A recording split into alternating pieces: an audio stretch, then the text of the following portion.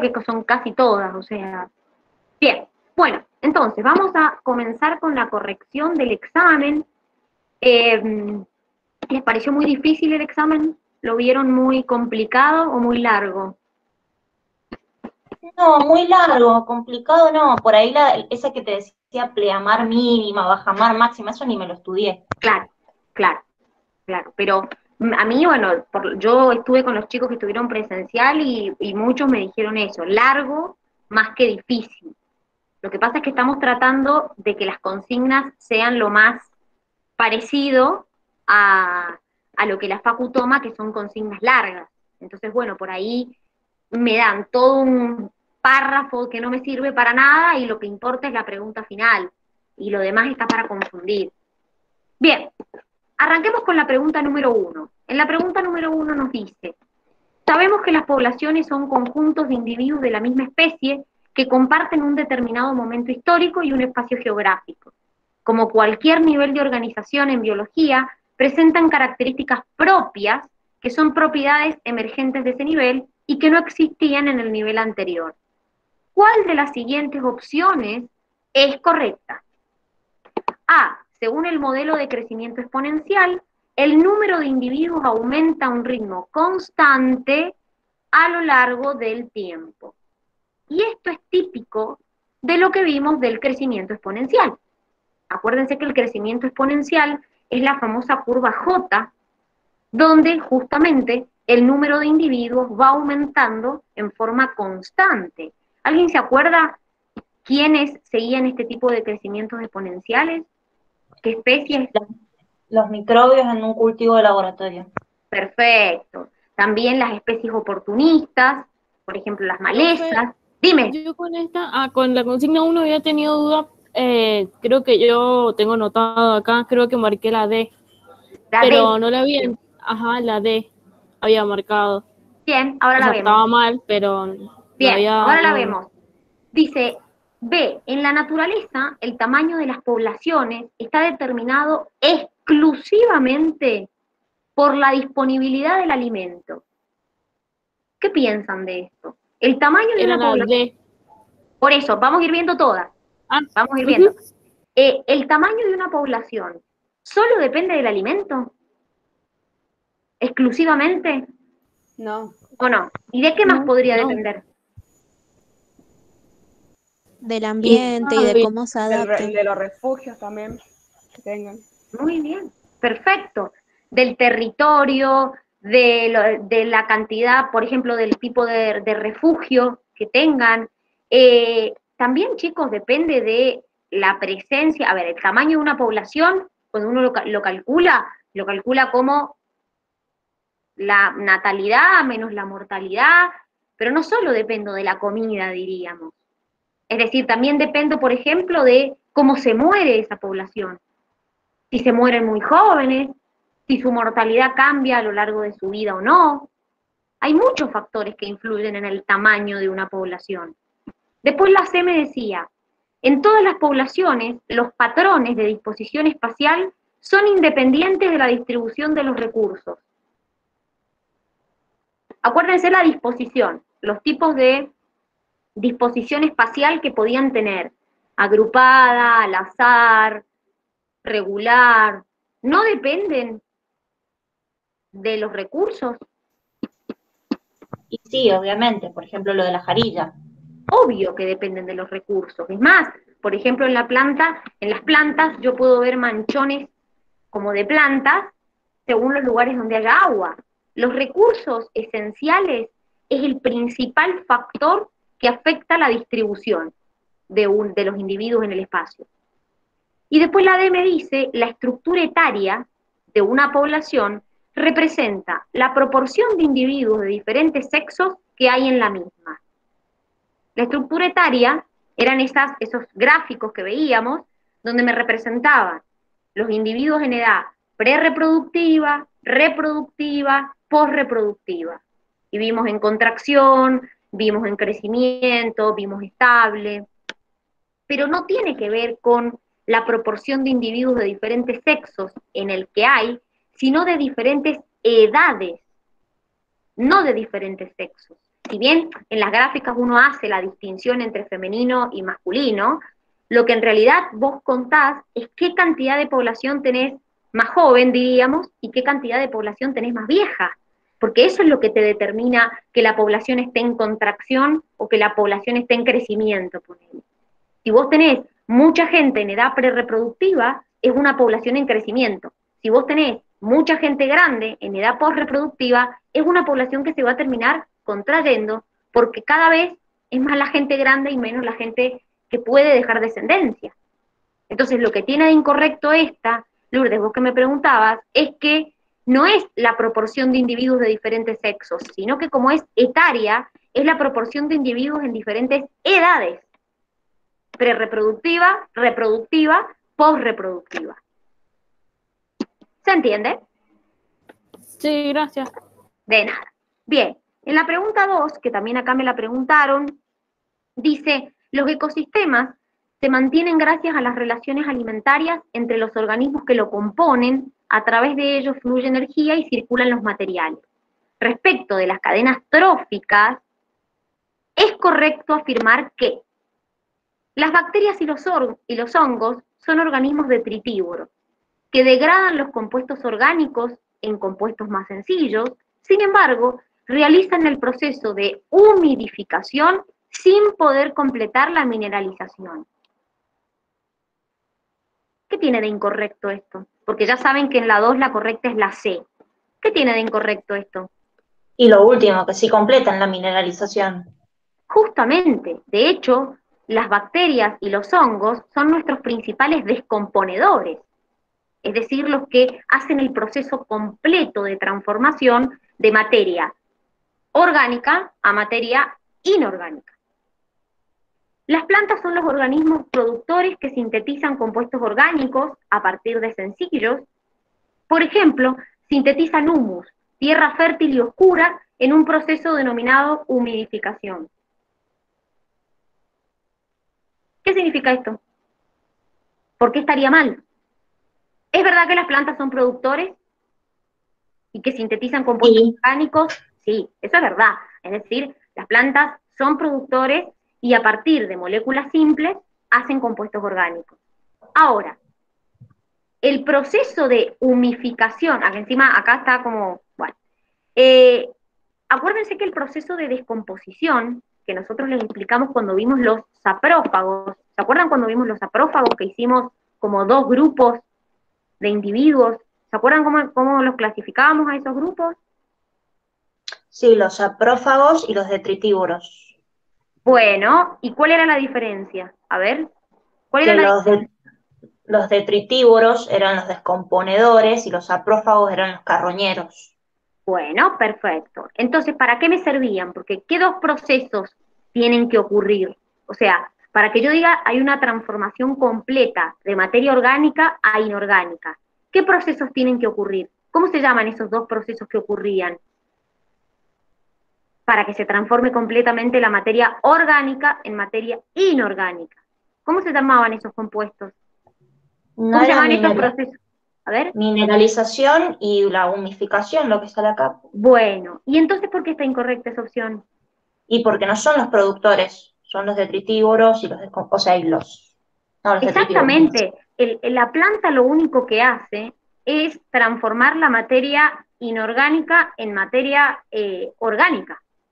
Es decir, hace el proceso inverso, ¿sí? La planta forma moléculas complejas a partir de moléculas simples.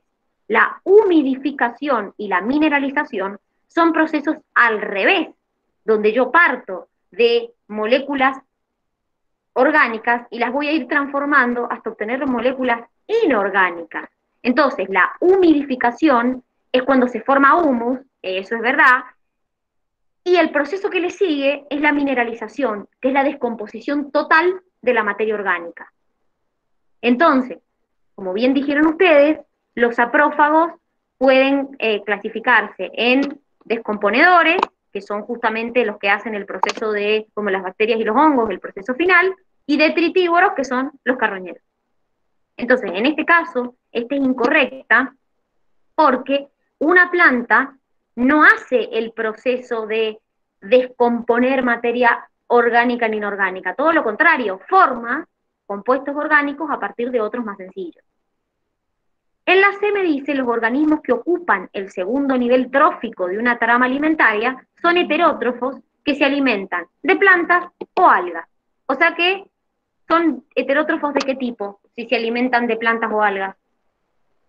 Son de primer orden, o sea, son consumidores primarios. Bien, y son herbívoros, porque justamente se están alimentando de plantas o algas. Ya a partir del tercer nivel, diríamos, tendrían los consumidores carnívoros.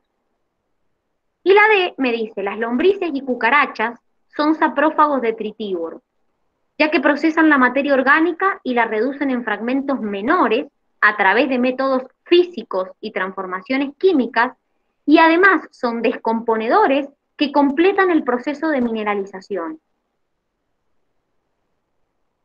¿Qué dicen de esto? ¿Por qué estaría incorrecta la D? Y porque la última parte habla de los descomponedores. Perfecto. ¿Y la primera parte a qué se refiere? De los saprófagos. A ver, los saprófagos pueden ser detritívoros o descomponedores. El detritívoro es el carroñero y el descomponedor es el que hace la transformación final. Entonces, en este caso, son saprófagos, es verdad, son detritívoros, es verdad, perdón, son saprófagos, pero son descomponedores, no detritívoros, porque el detritívoro es el que, por ejemplo, los animales carroñeros, que te comen la materia orgánica y te la reducen en fragmentos menores a través de procesos físicos, por ejemplo, rompen las presas. No sé si han visto alguna vez a un cuervo o que encuentran una presa muerta y la van desgarrando. Entonces, eso hacen los detritívoros. El descomponedor lo que hace es la última parte, que es justamente completar el proceso de mineralización. Entonces, por eso la D era incorrecta. Entonces, repito, dentro de los saprófagos tengo los detritívoros y los descomponedores. El detritívoro es el carroñero y los descomponedores son los que hacen la transformación final de materia orgánica en inorgánica. Bien, vamos con la pregunta 3, que también me la preguntaron. En la pregunta 3 dice, dentro de la estratosfera, en el cual la temperatura límite superior es ligeramente inferior a la temperatura... Estoy leyendo cualquier cosa. Sí, estoy leyendo mal. Dentro de la estratosfera, en la cual la temperatura límite superior es ligeramente inferior a la temperatura de la superficie de la Tierra. Ahí está, se me había trabado el coso. Existe la capa de ozono. Con respecto a ella, marque lo correcto. Bien, opción A. Cuando la radiación ultravioleta impacta en una molécula de ozono, la escinde en átomos de oxígeno altamente reactivos, que casi de inmediato se recombinan para formar de nuevo ozono y liberar energía en forma de calor. Por ello, el enfriamiento de la estratosfera se debe a la presencia de ozono. ¿Qué tiene de incorrecto esto? Porque la correcta ya saben que acá en la 3 es la C, ya está marcada. ¿Qué tiene de incorrecto esto? Y que justamente no la calientan, la enfrían. Por eso perdón, que no la enfrían, la calientan. Es claro, es decir, el ozono es el causante de la temperatura. A medida que va disminuyendo la concentración de ozono, va disminuyendo la temperatura. Entonces está todo bien lo que dice, que la radiación ultravioleta impacta en la molécula de ozono, me la rompen átomos de oxígeno, se recombinan y liberan calor. Eso está perfecto, eso es así, pero cuanto menos ozono tengo, es que se enfría más. Es al revés, entonces el enfriamiento no se debe a la presencia, sino a que cada vez tengo menos ozono. Eso es lo que causa el enfriamiento. Después nos dice, la disminución de la capa de ozono lleva directamente, inevitablemente, a un incremento en la cantidad de radiación infrarroja que alcanza la superficie terrestre, lo cual puede causar muchas consecuencias graves en los seres vivos. ¿Qué me dicen? Que es la ultravioleta. Exactamente, es radiación ultravioleta. Los fluorocarbonos son uno de los principales responsables de los agujeros del ozono, reaccionan con él en presencia de luz y no permiten la recombinación de los átomos de oxígeno para formar ozono nuevamente. Acuérdense que les dijimos que los fluorocarbonos antes se usaban un montón en los aerosoles de ambiente, en las heladeras, ahora están prohibidos, ¿sí? Pero se usaban un montón, los clorofluorocarbonados. Algunos componentes de la biota antártida, como algunas sustancias como melanina, carotenos y ciertos aminoácidos, capaces de minimizar los efectos mutagénicos de la radiación UVB, indican que el ozono no es indispensable en las regiones árticas y antárticas. ¿Qué pasaría si en las regiones árticas y antárticas no hay capa de ozono, que justamente se encarga de filtrar esa radiación? ¿Qué pasaría? Se derrite el hielo. Exactamente, no existiría Ártico y Antártico, porque justamente la capa de ozono es nuestro filtro de luz UV, o sea que la radiación ultravioleta entraría más directo todavía. Entonces, produciría el derretimiento mucho más rápido, de hecho es lo que está pasando, produciría del derretimiento mucho más rápido de las zonas árticas y antárticas. Entonces, es más fundamental todavía ahí. Por eso esto de que cada vez se están derritiendo más, porque cada vez la capa de ozono es más delgada y cada vez la radiación UV que entra es mayor. Bien, ¿vamos bien hasta acá? ¿Alguna duda? ¿No? Bien. No. Vamos con la pregunta 4, que también estoy viendo el orden en que me las han bien. Vamos con la 4. En la pregunta 4 me dicen, las poblaciones no pueden crecer de forma indefinida en los ecosistemas. Dependen de la disponibilidad de recursos, por ello su crecimiento se encuentra limitado por la capacidad de carga. Con respecto a ella, marque la opción que considere correcta. O sea que me están preguntando sobre la capacidad de carga. Es el número de individuos limitado de una población particular que un ambiente dado puede soportar o tolerar. Y eso es tal cual la definición que ustedes tienen de Curtis, ¿sí? Es el máximo número de individuos que el ambiente puede soportar. Fíjense las otras opciones. Es la capacidad que tienen los organismos de aumentar su número. Yo esta la relacionaría más con un crecimiento, más que con una capacidad de carga. Es el incremento en el número de individuos en unidad dada de tiempo por cada individuo presente en dicha población. ¿Qué es eso? Eso sí tiene un nombre definido. Número de individuos por unidad de tiempo por cada individuo presente. Crecimiento per cápita, ¿no es? Muy bien, perfecto. La tasa de crecimiento per cápita. Eso es tal cual la definición de tasa de crecimiento per cápita. Y la D dice, es una característica propia de las poblaciones que tienen un crecimiento de tipo exponencial. ¿Qué opinan? Que no tienen capacidad de carga, por eso es crecimiento exponencial. Exactamente, es verdad, o sea, el crecimiento exponencial no tiene una capacidad de carga, crece en forma constante hasta que los recursos se agoten. La capacidad de carga es propia del crecimiento, ¿cuál? ¿De qué tipo de crecimiento? El logístico. Logístico. Muy bien, es decir, la curva era la famosa curva S, aumentaba y cuando se acercaba a la capacidad de carga se volvía constante. Entonces, la capacidad de carga influye sobre el crecimiento logístico. El crecimiento exponencial no tiene capacidad de carga. Bien, la 5 nadie preguntó. Vamos con... ¿O vos, Cami, preguntaste? Sí, yo sí pregunté, Gancho. Justo la que había preguntado. Bueno, chicos, hace mucho frío y las neuronas mías están a -10 funcionando. Preguntaste por qué la B, ya me acordé, tu pregunta era, en esta, ¿por qué no podía ser solamente la A y la C? Esa había sido tu pregunta. Claro, porque para mí como que no es principio de exclusión competitiva. Bueno, no sé vamos a cuándo. ver.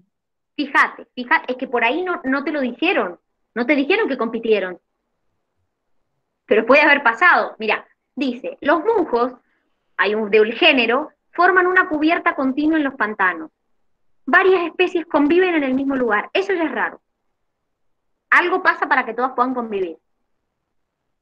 Algunas especies crecen en el fondo, semiseco, otras en la orilla, semiseco, y otras en la loma, mucho más seco. Esto corresponde a un fenómeno de desplazamiento de carácter. ¿Qué significaba el desplazamiento de carácter?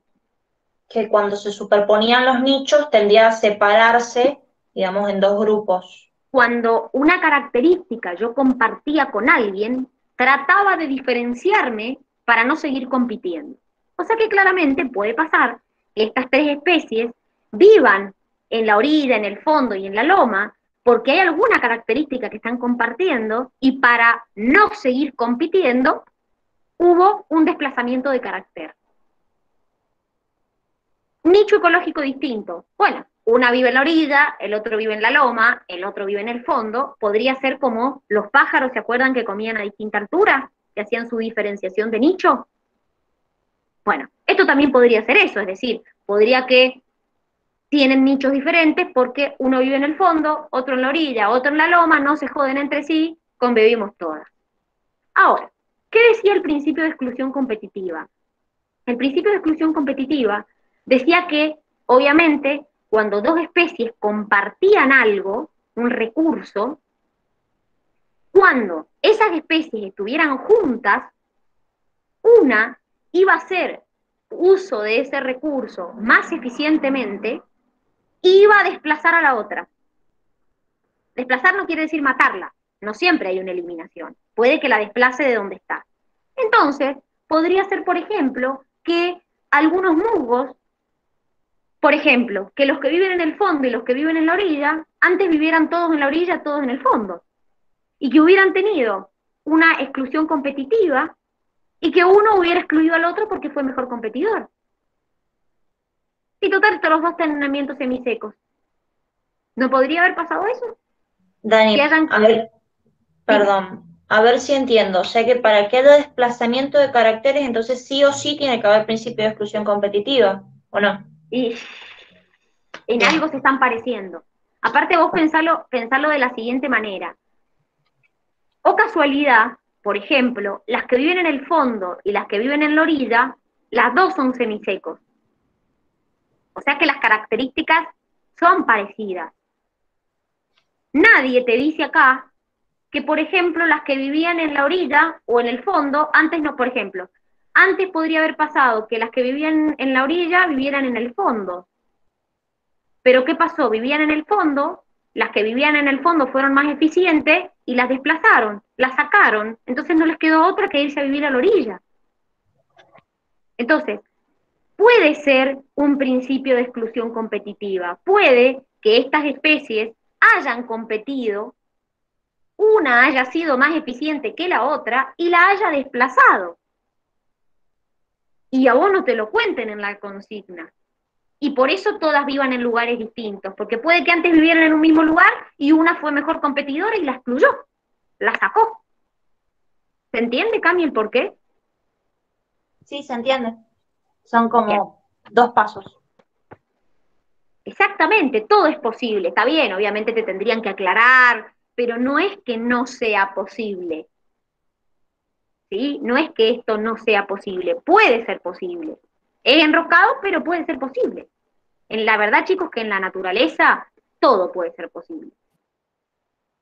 Es decir, no hay nada escrito, ni tampoco hay nada fijo. Bien, después me dijeron la 6. Bueno, esta tuvieron dudas todos.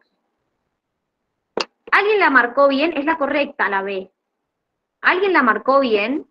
Yo creo que sí. Bien. ¿Bien ahí los demás? No, yo no.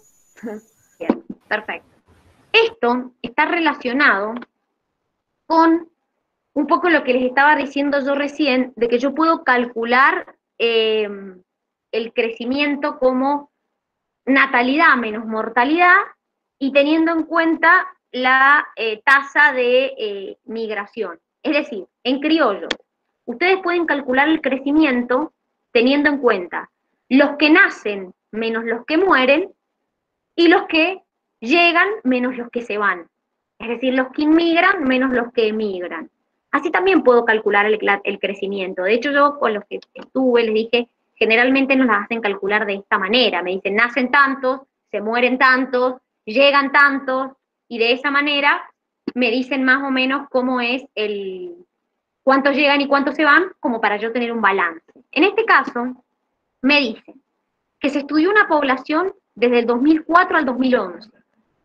O sea que ya me están dando un tiempo. Determinó que anualmente, ¿qué significa anualmente? Una vez al año. Bueno, anualmente, por año, nacen 50 individuos, se mueren 18, y además se calculó una tasa de migración de -7. En el año 2004, o sea, el primer año que lo miden, la población tenía 1.203 individuos. Con respecto a esto, marque lo correcto. Antes de empezar a hacer esto, me oriento y digo, bueno, me están diciendo que por año, saquen las calculadoras, nacen 50 y se mueren 18. O sea que yo hago 50 menos 18. Y la tasa de migración es -7. ¿Qué significa -7? Que se fueron 7 individuos. Es decir, que en el balance de los que llegan y los que se van, perdí más individuos. Cuando hice inmigración menos emigración, perdí más de los que vinieron. Entonces, si yo quisiera calcular cómo crece esta población en un año, tendría que hacer 50 menos 18 y restarle lo que se van, o ese promedio de la migración, porque llegaron tantos, se fueron tantos, pero se fueron más de lo que llegaron. Entonces el promedio anual, el crecimiento me da 25 individuos por año. O sea que ya la opción A, que dice, podemos decir que dicha población tiene una tasa de crecimiento de 25 por lustro, ¿qué tiene de incorrecto? Y que ahí estaría diciendo que son 5 años. Tendría que haber dicho 25 individuos por año y hubiera sido correcta. Pero dice 25 individuos por lustro. Quiere decir, chicos, que yo a partir de acá puedo calcular cada año cómo va a ir aumentando la población esa. Porque yo digo, bueno, si en el 2004 tenía 1.213, cada año se le fueron sumando 25 individuos. Porque estoy diciendo que la tasa de crecimiento es 25 individuos por año. Entonces, en la B me dice, en el año 2009, la población superó el crecimiento del 10% con respecto a la población inicial. ¿Cómo calculo eso? Lo que tengo que saber es lo siguiente. Inicialmente había 1.213 en el 2004. Entonces sumo 25 en el 2004, 25 en el 2005, 25 en el 2006, 25 en el 2007, 25 en el 2008, 25 en el 2009. Porque justamente me están diciendo en el 2009. O sea, calculen, por favor, eso sí lo pueden hacer con calculadora, pueden hacer 6 por 25 y te les daría lo mismo. ¿Cuántos individuos tiene la población en el 2009? Calcúlenlo. Piensen que cada año va aumentando 25 individuos más. 1.363. A ver, sería 25 por 6, más 1.213, 1.363. Perfecto. Entonces ahora yo les digo, bueno, hay que calcular porcentaje, la llamamos a la Chechu que nos ayude con matemáticas. No es tan difícil. 1.213 es el 100% de la población que tenía. ¿Cuánto es 1.363? Hagan una regla. Si 1.213 es el 100, 1.363, ¿cuánto es? A ver cuánto les da. ¿Cuánto les da? ¿Qué porcentaje les da de crecimiento? ¿La calcularon?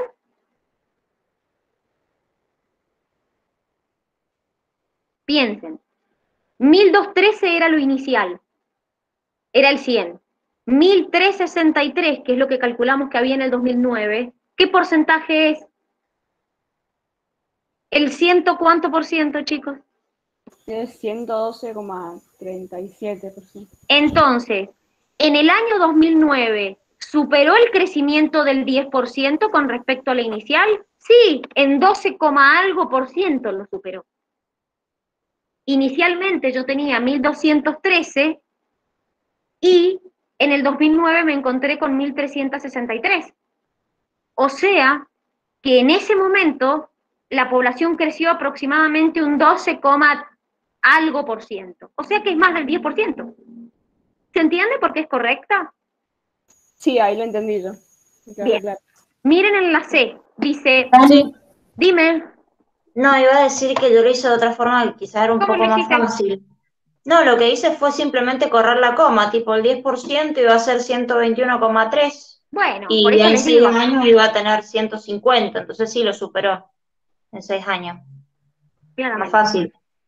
Dice, si bien en esta población en estudio no hubiese existido migración, en el año 2006 ya se hubiese registrado un aumento del 10% de la población inicial. Entonces acá tenemos que hacer otro cálculo. Ya sabemos que la B es correcta, pero supongamos que ustedes no sabían eso. A ver, si no existe la migración, que le resto 7, ¿cuánto hubiera sido el anual? ¿Qué hubiera tenido que hacer para calcular el crecimiento anual si no hubiera habido migración? Y solo restarle a los que se mueren. Es decir, 50 menos 18. O sea que si no hubiera habido migración, hubiera sido 32 individuos anualmente. ¿Se entiende? Entonces, piensen, en el año 2006, 32 en el 2004, 32 en el 2005, 32 en el 2006. Si ustedes calculan cuánto da la población final en el 2006, no ha llegado a un aumento del 10% todavía. Entonces, por eso dice, si en esta población no hubiese existido, ya se hubiese registrado un aumento del 10%. No les da el 10% de aumento. Fíjense que en la anterior superábamos el 10%. Y la D dice, si la tasa de crecimiento se mantiene en el tiempo, o sea, sigue siendo esta de 25 individuos por año, podemos suponer que en 24 años la población logrará duplicarse. ¿Cuántos individuos tendrá en 24 años la población con esta tasa de 25 individuos por año? 600 y pico.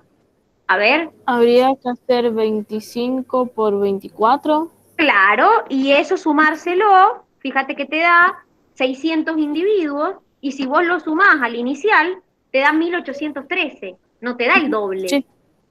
Y acá te dice, si la tasa de crecimiento se mantuviera, en 24 años se duplicaría, y no pasa. Te da 1813 en 24 años, que no es el doble, claramente. Por eso es incorrecta. ¿Se entendió? Sí, Dani. Sí. Bien, me alegro. Sigamos entonces. Vamos con la pregunta 7. En la 7 dice, la introducción de gorriones europeos en la ciudad de Buenos Aires a fines del siglo XIX produjo una reducción importante de ciertos representantes de la avifauna local debido a la competencia. ¿Por qué algunas aves locales fueron más afectadas que otras? Porque hubo menos superposición de sus nichos, lo cual hizo más intensa la competencia. ¿Qué piensan de esto? Y no, si hay menos superposición, va a haber menos intensidad la competencia. Obviamente, perfecto. Porque hubo más superposición de sus nichos, lo que hizo más intensa la competencia. Ahí está la correcta. Cuando yo superpongo mi nicho con otro, cuanto mi nicho más se parezca con el de otro, más posibilidad tengo de competir con el otro. Porque hubo más interacción entre sus nichos, lo cual hizo más intensa la competencia. No hay interacción de nichos. Los nichos o se superponen o son distintos. Cuanto más superponga yo mi nicho con el de otro, más probabilidad tengo de competir con ese otro, porque quiere decir que más semejante a mí es. Entonces, por eso, la correcta era la B. Después me pidieron la pregunta número 9. Creo que no me estoy salteando ninguna. Sí, creo que me pidieron la pregunta número 9. Y después, No, Profe, la yo 7. tenía duda 9, 10. con la 8, Ah, porque, me preguntaste qué pasa si saco una especie clave. Eso me habías preguntado. ajá, en mi duda era porque en uno de los cuadernillos, o sea, no me acuerdo Sí, cuál, sí. salía que le llamaba especie clave porque daba el ejemplo de la estrella de mar. Ese es el ejemplo que te iba a dar. Claro, Es decir, pero ahí decime. decía que a él llamar se llamaba especie clave. Entonces, o sea, no entendí bien porque se mantiene la diversidad de especies al disminuir la competencia entre ellas. Claro, Y ese era el exacto. ejemplo que daba ahí en el texto. Es que Entonces, eso es tal cual. no, Una, mentira, yo marqué la D. ah, Yo marqué la D. Al ser quitada el ecosistema permite que aumente la diversidad de especies en el mismo. Ese había marcado yo la D. es todo Y lo no contrario. entendí por qué eso decía en el texto.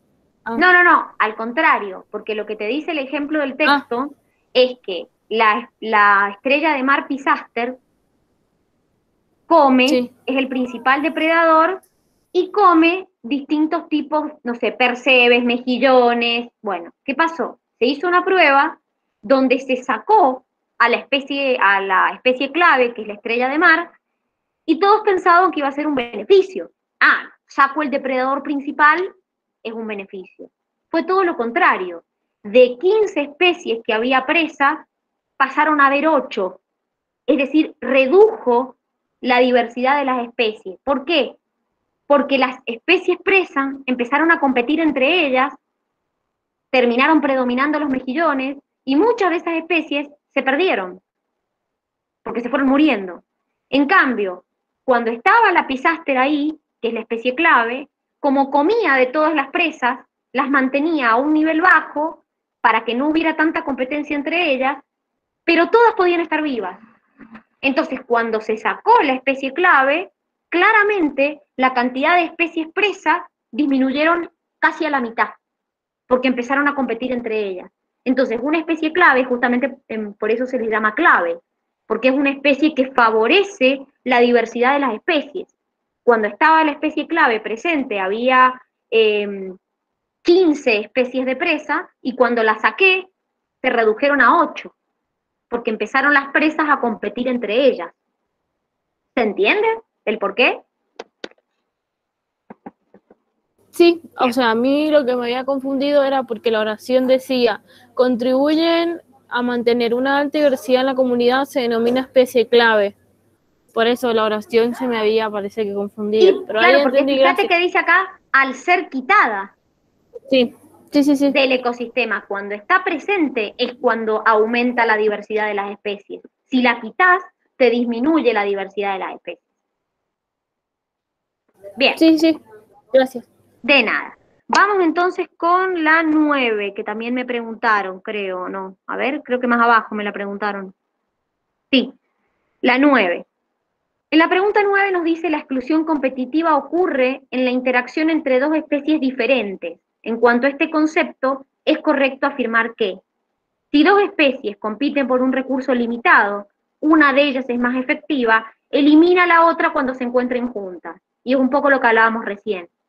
Es el ejemplo que ustedes tienen de Paramecium aurelia y Paramecium caudatum, o de Lemna giva y Lemna polyrrhiza.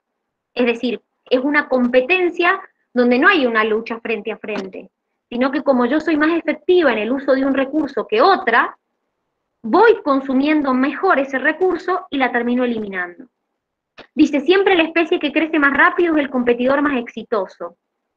¿Por qué está incorrecto eso? Porque no siempre es así.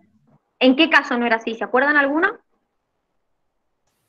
En la de Lemna Giva y Lemna polyrrhiza Perfecto. puede ser. Lemna giva crecía más lento que Lemna polyrrhiza. Entonces en la competencia debería haber perdido. Sin embargo, cuando yo las ponía juntas, Lemna giva tiene como vesículas de aire que le permite flotar en la superficie. Entonces, ella no le permitía llegar la luz a Lemna polyrrhiza. Entonces, por más que Lemna giva crecía más lento, le tapaba la luz a la otra y la terminó eliminando. Entonces, no siempre el que crece más rápido es el mejor competidor. Dos especies similares nunca pueden convivir en la misma comunidad, ya que habrá una superposición absoluta de sus nichos.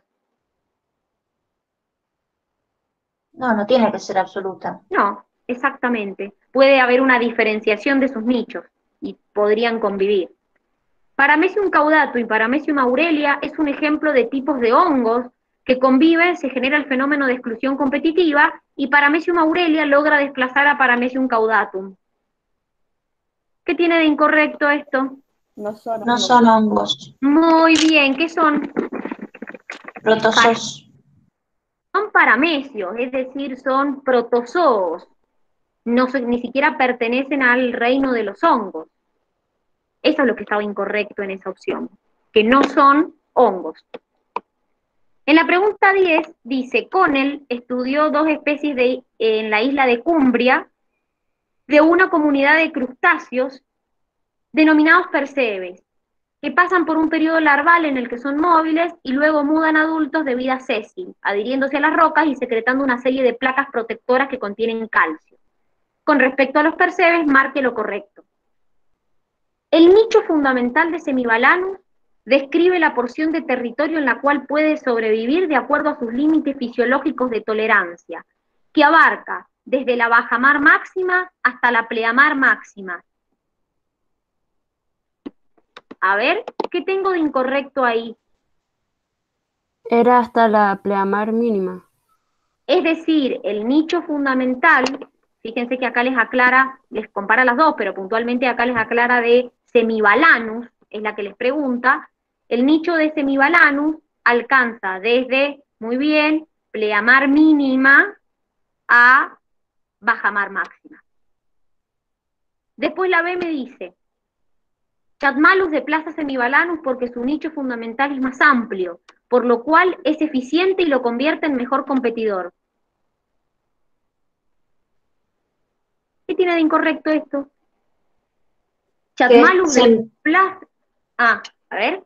Iba a decir que es Semibalanus el que desplaza a Chatmalus. Perfecto, pero sí es verdad que Chatmalus tiene un nicho fundamental más amplio. Eso sí es verdad, ¿sí? Pero Semibalanus es mejor competidor. El nicho fundamental y el nicho real de Semibalanus es igual debido a su rápido crecimiento que logra despegar de las rocas a su competidor y crecer por encima de él. Es lo que estuvimos hablando recién. El nicho real y fundamental de Semibalanus coincide porque Semibalanus compite y gana. Si Semibalanus no existiera en la costa, la población de Chatmalus crecería desde la pleamar mínima hasta la bajamar máxima. ¿Qué dicen? Es desde la pleamar máxima hasta la bajamar máxima. Podría ocupar toda la costa completa. Por eso está incorrecta. Sí es verdad que si no existiera podría ocupar las costas, pero está mal lo que dice pleamar mínima a bajamar máxima. Eso es lo que está incorrecto en esta oración. ¿Y cómo sería? Perdón, ¿cómo sería la correcta? La correcta sería, si Semibalanus no existiera, la población de Chatmalus crecería en toda la costa, que sería desde pleamar máxima hasta bajamar máxima, que es todo su nicho fundamental. Gracias. De nada. Esperen que hay alguien que me escribió, creo, pero yo tengo 72 cosas abiertas. A ver. Ah, pero Cami, porque vos te tenés que fijar en la fotito que tenemos en el apunte, en el cuadernillo de ecología, que te dice los niveles de las mareas. Son los niveles de la marea. Vos tenés pleamar máxima, pleamar mínimo, marea media, bajamar mínima, bajamar máxima. Son los niveles de las mareas. Entonces, los nichos están establecidos según eso, según qué niveles de mareas puedan ocupar. Por ejemplo, como estuvimos hablando recién, el nicho fundamental de Chatmalus va desde la pleamar máxima hasta la bajamar máxima, es decir, toda. Pero son los niveles de la marea, básicamente esto. A eso hace referencia. Bien, vamos con la pregunta 11. En la pregunta 11 me dice, la productividad de un nivel trófico es una medida que los ecólogos utilizan con frecuencia. Si tomamos como ejemplo un campo de gramíneas y otras hierbas perennes, podríamos considerar que las mediciones expresadas en calorías por metro cuadrado por año suelen mantenerse constantes. Con respecto a ello, marque la opción que considere correcta. ¿Alguien la hizo bien a esta? Yo. Esa no supe cómo hacerla, no la entendí. Esto está tal cual en el cuadernillo de ecología, ya les digo la página, porque es el pie de página. Es en la página número 57 del cuadernillo de ecología. Tienen una foto donde les dice esto de la luz solar, la cantidad de calorías que inciden, y les compara la productividad bruta con la neta en una planta, como les dice acá, de gramíneas y otras hierbas perennes. Tal cual está en la página 57 del cuadernillo de ecología. Esto, la A es correcta, ¿por qué? Porque dice, si la luz solar recibida fue 500.000 millones de calorías por metro cuadrado por año, podríamos decir que su productividad primaria neta es 5.000 millones de calorías de metros cuadrados por año. Claro, porque como les dice ahí el texto, la productividad primaria neta es el 1%. Entonces, si ustedes sacan, es el 1%. Por eso la A es correcta. Es más, si ustedes se fijan en la foto que yo les estoy diciendo, en vez de ponerles 500, les ponían 471.000 o 471 y 4.700, pero es lo mismo. O sea, les redondeamos los números, básicamente. Después en la B me dice, la productividad primaria neta suele expresarse como el incremento en la biomasa en un área y un periodo determinado. Si en este ecosistema su valor fuera 5.000 millones de calorías por metro cuadrado por año, el valor de la productividad bruta sería menor. ¿Qué tiene de incorrecto esto?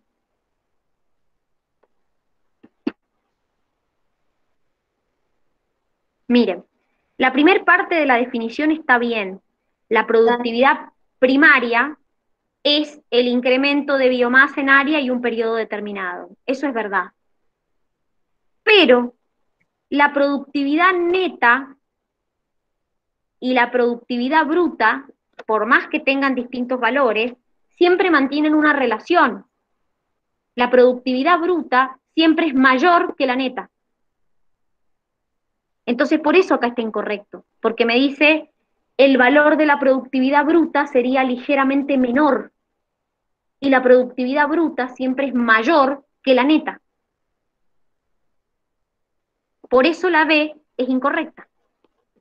Después en la opción C me dice, la productividad neta es una medida de la tasa a la cual los organismos asimilan energía en un nivel trófico determinado.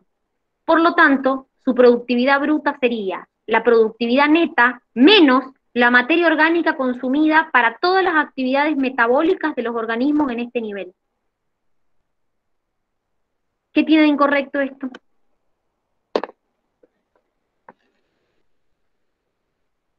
Que es al revés. Es decir, es verdad que la neta es una medida de la tasa a la cual los organismos asimilan la energía, pero la bruta es la neta más la materia orgánica consumida para las actividades metabólicas, no menos.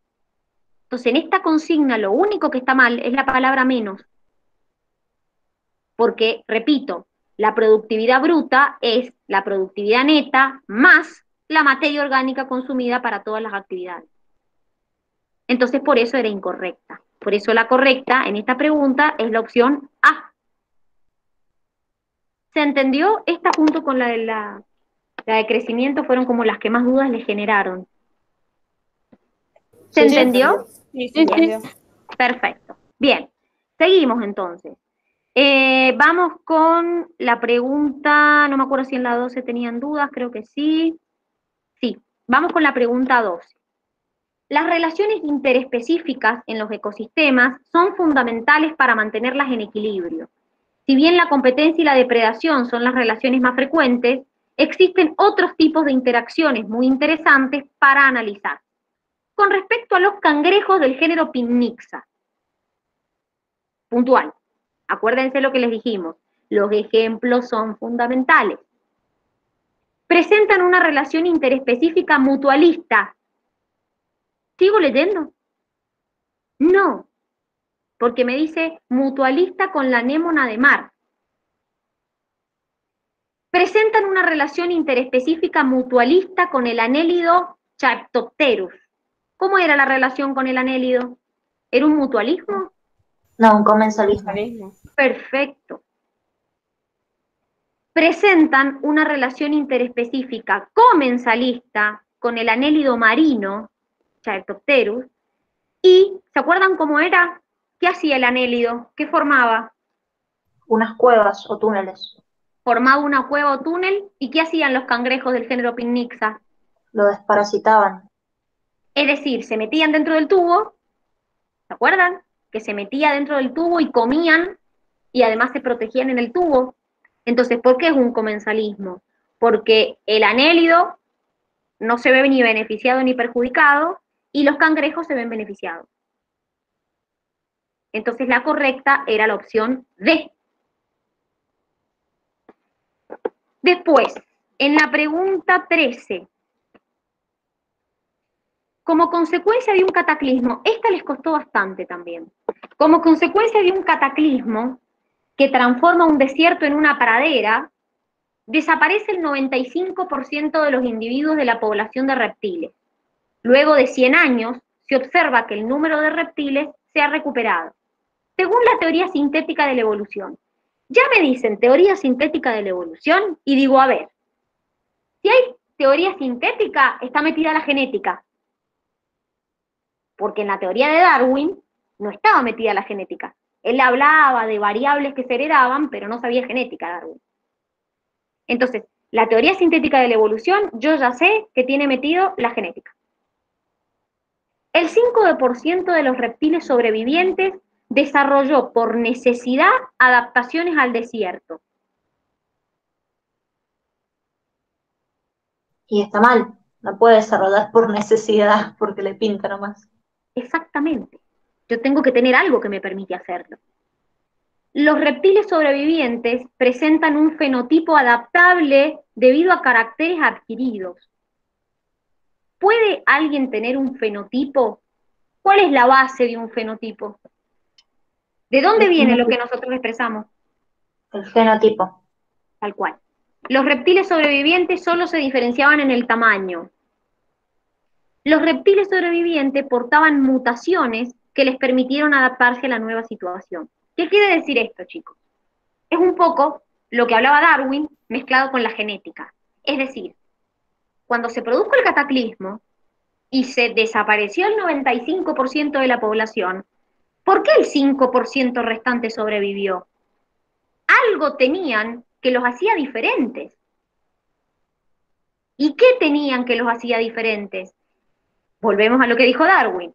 Tenemos caracteres al azar, variables hereditarias, que nos hacen a todos distintos y que a veces nos hacen más aptos y a veces menos aptos. Claramente, cuando vino este cataclismo y te transformó una pradera en un desierto, había solo un porcentaje de la población que genéticamente tenía características ventajosas.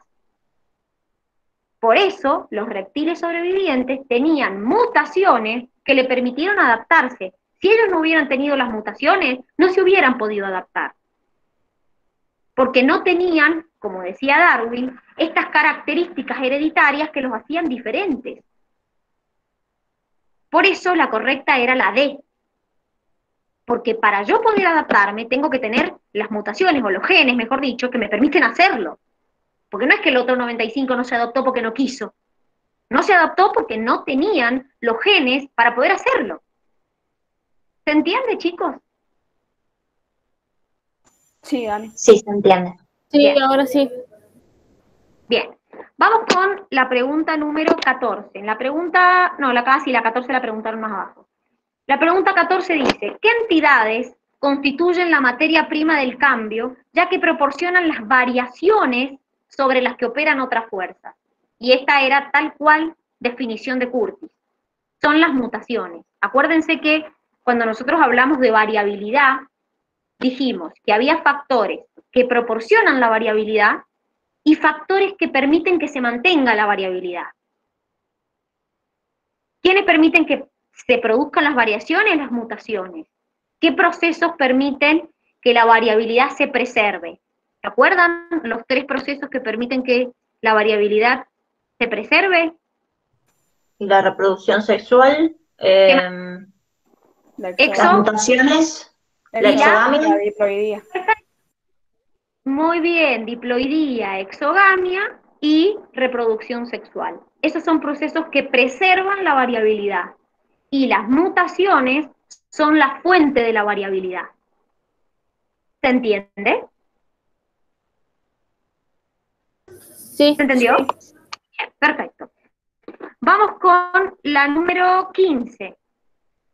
Existen mamíferos que presentan su cola y orejas más largas en las zonas más cálidas de distribución de las especies. Con respecto a ello, ¿cuál sería la definición correcta de clina?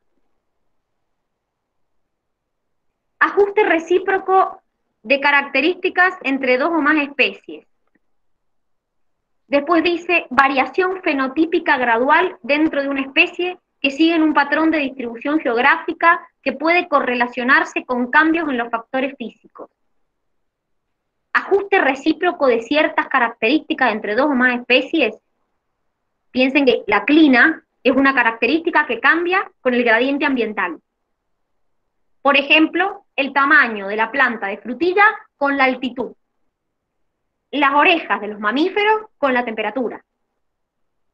Eso es una clina, es una característica que cambia con el gradiente ambiental. Entonces, por eso la correcta es la B.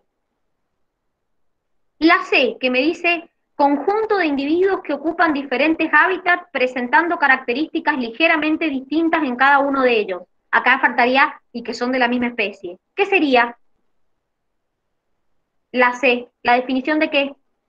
Ecotipo. De ecotipo. Muy bien, es decir, un conjunto de individuos de la especie, o de una misma especie, que por vivir en condiciones ambientales distintas, tienen fenotipos distintos. Perfecto. Después me dice la de características que permiten a los individuos ajustarse al ambiente. La verdad es que las características que se ajustan al ambiente no siempre varían con un gradiente ambiental. Es decir, en este caso, por ejemplo, el caso que ustedes tienen de la planta de frutilla, claramente se ve como el tamaño de la planta cambia con la altitud. Cuanto más altitud tengo, más pequeña es la planta. Entonces ahí veo una característica fenotípica que está cambiando con un gradiente ambiental. ¿Se entendió la 15? Sí. Bien, pasamos a la 17, que también me la preguntaron.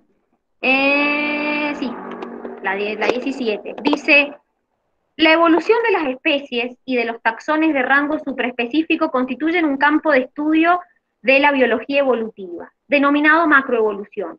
Dentro de este marco de estudio se analizan características similares que presentan distintos grupos de especies para entender si su parecido responde a procesos filogenéticos o a presiones ambientales. De acuerdo con esto, marque lo correcto. Y me da la definición de la evolución convergente y divergente. La evolución convergente, en la evolución convergente, los organismos que ocupan ambientes similares tienen características similares, aunque no tengan relación filogenética. ¿Qué ejemplos había de evolución convergente? ¿El del cactus? ¿Con quién? Está muy bien, pero ¿con quién? ¿Con qué otra especie que no es de su misma especie? Con las euforbias, que los dos tienen tallos carnosos, tienen espinas, pero no son de la misma especie. Pero como tienen la misma presión selectiva, vivir en un desierto, desarrollaron características semejantes. Otro ejemplo. Otro. El aspecto hidrodinámico de la ballena y el tiburón. Estas características es lo que se conocen como analogías, chicos, que son características que funcionalmente son semejantes, por más que vengan de individuos que no tienen un ancestro en común. Y ahí teníamos convergencia, paralelismo y reversión. Fíjense que la B dice, en la evolución convergente, los organismos que ocupan ambientes similares tienen características distintas. Y no, justamente la evolución convergente son, vivo en un ambiente similar, por eso tengo características semejantes, por más que no tenga ancestros en común. La C dice, en la evolución convergente, los organismos que ocupan ambientes similares tienen características similares solo si tienen relación filogenética. Justamente no tienen relación filogenética, no tienen ancestro común. Una euforbia y un cactus, un tiburón y una ballena, no tienen ancestro común. Sin embargo, tienen alguna característica semejante producto de la evolución convergente por vivir en un mismo lugar. Evolución divergente, los organismos que ocupan ambientes similares tienen características similares aunque no tengan relación filogenética. ¿Qué era la evolución divergente? Son características diferentes teniendo una relación filogenética. Exactamente. Por ejemplo, el oso pardo y el oso blanco, el oso polar. Bien, vamos con la, no sé si la 18, sí. Se conoce como especiación el mecanismo de formación de una nueva especie y un tema que los biólogos evolutivos discuten en la actualidad. Es cómo se originan y con qué velocidad se establece el aislamiento reproductivo. Ciertos modelos proponen distintos modelos de barreras de aislamiento, de establecimiento gradual o rápido. Con respecto a estos mecanismos, marque la opción correcta. La especiación alopátrica se establece de manera gradual ante la presencia de una barrera ecológica que detiene el flujo génico. Un ejemplo característico es la potentilla glandulosa. ¿Qué tiene de incorrecto esto? Y que es un Que un tipo de ejemplo, barrera geográfica. ¿Cómo? Perdón. Que es un tipo de barrera geográfica. Tiene que ser una barrera geográfica y además que la potentilla glandulosa, ¿hay una barrera que la separe a las no, plantas de frutilla? No, exactamente. No es un ejemplo de alopátrica. El ejemplo de alopátrica era, por ejemplo, los pinzones de Darwin, que quedaron separados en distintas islas. En la especiación simpátrica se establece una barrera etológica o sexual que separa las distintas especies en un mismo territorio. Un ejemplo de ellas son los pinzones de Darwin. Ya dijimos que los pinzones de Darwin es un ejemplo de alopátrica. ¿Se acuerdan el ejemplo de simpátrica dentro del mismo territorio? Algunas comían de un La árbol, mosca drosofila. Ragoletis pomonela del manzano y del espino. Algunas comían de los manzanos y otras de los espinos. C. Ragoletis pomonela del manzano y Ragoletis pomonela del espino son diferentes ecotipos de la Ragoletis y habitan en diferentes territorios. ¿A dónde habitan? en el mismo territorio. Exactamente, uno en los árboles de manzano y otro en los espinos, pero en el mismo territorio. La especiación cuántica, medida en tiempos geológicos, ocurre en forma instantánea por un evento que instala el aislamiento reproductivo. Acuérdense que la especiación cuántica es cuando el aislamiento reproductivo es súbito. Por ejemplo, en la peripátrica o en la porpoliploidía. Es cuando el aislamiento reproductivo es brusco, es rápido. En el otro teníamos un aislamiento reproductivo gradual. Y ahí estaba la alopátrica, la simpátrica y la parapátrica. Dani, Bien. una pregunta. Dime tú. ¿Los gorjeadores también es un tipo entonces de especiación simpátrica ¿Y qué pasa con los gorjeadores? y se alimentan del pino pero en diferentes alturas? Por ahora, a ver, lo que pasa es que vos acordate que cuando nosotros hablamos de especiación es una misma especie que se estaba transformando en dos distintas. Por ejemplo, inicialmente Ragoletis eran la misma especie, ¿o no? Tenías Ragoletis pomonela, que un grupo empezó a comer del espino y el otro empezó a comer del manzano, y se están transformando en especies distintas. Ahora, los gorjeadores que comen en distintas alturas, ¿son de la misma especie o son de distintas?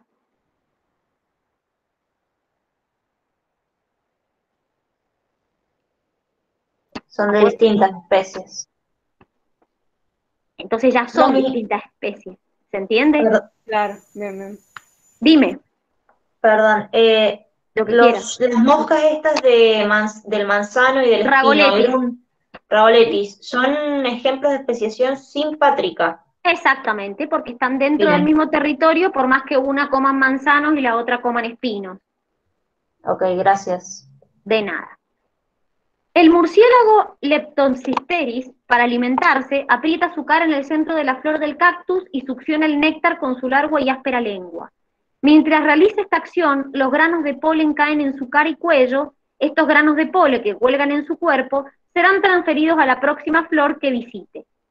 Marque la Profe, opción correcta, yo dime. tuve dudas con esta porque Dime tú. dice que se poliniza y Sí, después corresponde un ejemplo de flujo genético de genes. sí, Pero cuando la respondí, yo puse solamente la B, porque salía, o sea, que era un ejemplo de flujo sí, genético.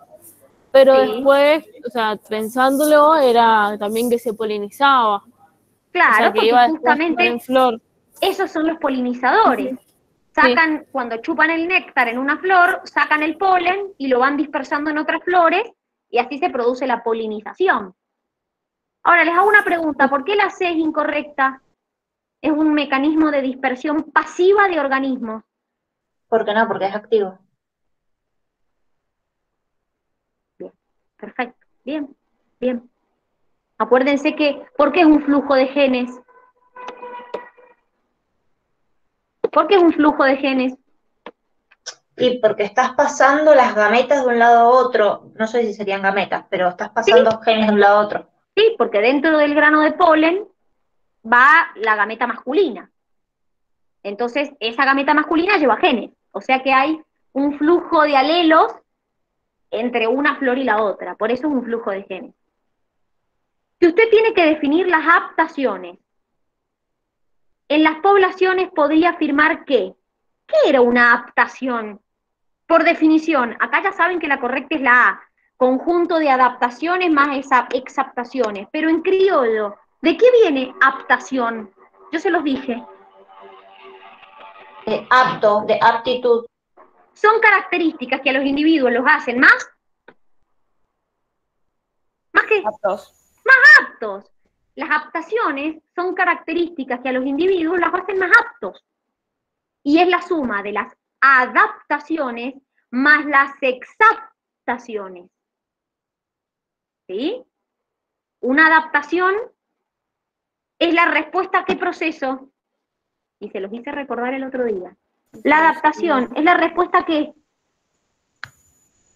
A la selección natural. Muy bien, es la respuesta a la selección natural, las adaptaciones. Las vimos, ejemplos de adaptaciones han visto miles, el pájaro carpintero, los insectos, no sé, las espinas de los cactus, han visto miles de adaptaciones a lo largo de las unidades. ¿Y qué era una exaptación? A ver, porque también entra dentro de las aptaciones. Algo que lo hacía menos apto. No, porque fíjate que exaptación más adaptación son aptaciones. Y es ¿Qué cuando eran en las realidad no influye la selección natural, sino era lo que decían que es como más al azar o por cuestiones del ambiente, algo así. Era una característica que se incorporaba en forma selectiva, pero que venía de otra previa. Por ejemplo, yo les conté que las plumas antes a las aves le permitían regular la temperatura y con el correr del tiempo le permitieron volar. Las vesículas natatorias de los peces, que hoy les permiten flotar, se cree que antes eran como un pulmón accesorio que tenían. Entonces, las exaptaciones son características que antes cumplían otra función o estructuras que antes cumplían otra función y que, gracias a una modelación de la selección natural, cumple una función diferente. Eso es una exaptación. Entonces, las adaptaciones más las exaptaciones son aptaciones, son características que los hacen más aptos. Entonces, fíjense, dice, ¿Son características establecidas únicamente por procesos de selección natural? No. También hablan del azar. ¿Son características establecidas por procesos no selectivos? Hablamos de selección natural. ¿Son las mutaciones que ha adquirido la especie a lo largo de su proceso evolutivo? No. Es decir, cuando yo hablo de aptación, hablo de algo que lo hace más apto. Y es la suma de las exaptaciones más las adaptaciones. 21. La relación entre las plantas con savia amarga como el bencetósigo y la mariposa monarca es un ejemplo ¿de qué? Ahí está marcado, ninguna es correcta. ¿De qué? De coevolución. Muy bien, acuérdense que el bencetósigo es una planta amarga y tóxica, y todos los individuos que la comían se morían. Hasta que la oruga de la mariposa monarca desarrolló enzimas para poder comérselo y no morirse. Entonces, el bencetósigo con la mariposa monarca es una coevolución. ¿Quién tenía mimetismo mulleriano? Las mariposas. Bien, por ejemplo, las que se parecían a la monarca porque también eran amargas y tóxicas. ¿Y el batesiano? El ejemplo típico, ¿qué mariposa? La virrey. Con la Virrey. con la monarca, que era como un falso mimetismo, me parezco, pero en realidad no soy amarga ni tampoco tengo veneno. ¿Cómo se denomina? Este es fácil porque es tal cual definición. ¿Cómo se denomina aquel patrón de macroevolución en el cual aparece una nueva especie mediante cambios graduales en especies existentes sin que se produzca incremento de la diversidad? Si ya me dice sin que se produzca incremento de la diversidad, la radiación la saco. La dejo. La correcta era la cladogénesis. ¿Sí? Todos estos eran patrones macroevolutivos. Pero esta definición está tal cual en el Curtis y es la definición de cladogénesis. ¿Se entiende? Sí. Bien. La 23, que también me la preguntaron. En muchas especies de aves, como el azucarero púrpura, las hembras tienen un color que se confunde con el alrededor, ojo, que las protege a ellas y sus crías. Sin embargo, el macho tiene un plumaje azul brillante. Marque lo correcto. En la población actual no se observa dimorfismo sexual. Ya ni sigo leyendo. Ni leo. ¿No hay dimorfismo sexual acá? ¿Las hembras y los machos son iguales? No. No. Entonces ya que diga no se observa dimorfismo sexual, ni lo leo. Porque está mal. Porque si me están diciendo que el macho tiene color brillante y la hembra no, sí hay una diferencia entre el macho y la hembra. La B me dice, la hembra, para protegerse de los depredadores, realiza procesos de mimetismo con el ambiente y de esa forma se oculta. ¿Cómo se llama cuando me cubro con el ambiente? Camuflaje. Exacto, no es un mimetismo. Es probable que las hembras elijan al macho adecuado para la reproducción en base al plumaje de estos. Por ello, es un ejemplo de selección intrasexual. ¿Qué tipo de selección es? Intersexual. Muy bien, intersexual. El plumaje brillante del macho ejerce una presión selectiva que permite la elección por parte de la hembra, y esta característica se selecciona a pesar de que los expone más, y es un poco lo que yo les decía. Muchas veces que el macho tenga el color más brillante, o que el pavo real tenga más colores, o que los animales con cornamenta, la cornamenta sea más grande, buenísimo, la hembra se va a ver más atraída, pero también los depredadores se van a ver más atraídos. Entonces, muchas veces, estas características los favorecen en la reproducción, pero también los desfavorece frente a los predadores. Vamos con la 24, así terminamos las que nos quedan. No sé si la 24 la pusieron. No, la 24 no, creo que no la puso nadie. Bueno, pasamos entonces directamente a la 25. Dice, Charles Darwin, poco después de regresar de su viaje, analizó la teoría publicada por Malthus, economista político que advertía que la población humana estaba aumentando tan rápidamente que en poco tiempo iba a ser imposible alimentar a todos. Darwin observó a partir de Malthus que los alimentos y otros factores mantienen la población dentro de un límite y que eso era válido para todas las especies y no solo la humana.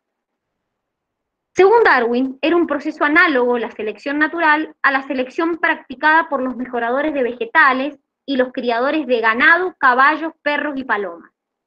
¿Cuál de las siguientes no es una observación en la cual se basa la teoría de Darwin? A. Una población puede adaptarse a su medio. Los individuos escasamente adaptados en general no producen descendencia. B. Existe una variación heredable entre individuos. C. Por la sobreproducción de descendencia hay competición por los recursos. D. Los individuos cuyas características hereditarias los adapten mejor a su ambiente, generalmente producirán más descendencia. ¿Qué dicen? ¿Qué dicen de esta pregunta? La ¿Por sé qué? porque la sé de la capacidad de carga y en ningún momento lo menciona eso. Exactamente, porque además si ustedes se fijan, dice que habla de sobreproducción de descendencia. En todo caso, el que habló de sobreproducción sobre la población humana es Malthus, que hablaba de que la población humana estaba creciendo tanto que iba a ser imposible alimentar a todos, no Darwin.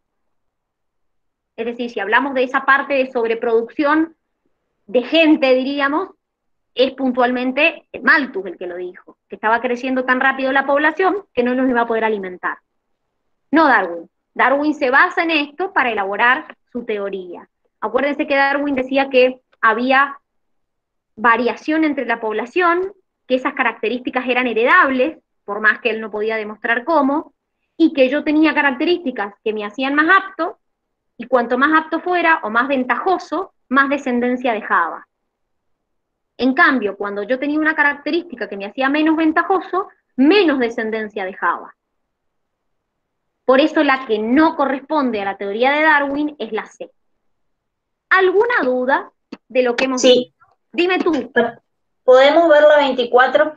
No, sí, dale. Mirá, en la 24 dice, de acuerdo a los distintos modelos de especiación que usted conoce, podríamos decir que la siguiente descripción hace referencia a la especiación parapátrica. Ojo con la para y la peri.